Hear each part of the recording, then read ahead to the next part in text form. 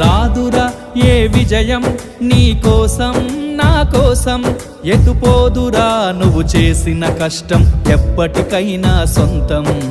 కాలంతో పయనించేవాడికి కానిది ఏముంది, సాధనతోనే సాధ్యమవ్వునని సదాశయంతో సాగర ముందుకు. రాదురా ఏ విజయం నీ కోసం నా కోసం, ఎటుపోదురా నువ్వు చేసిన కష్టం ఎప్పటికైనా సొంతం.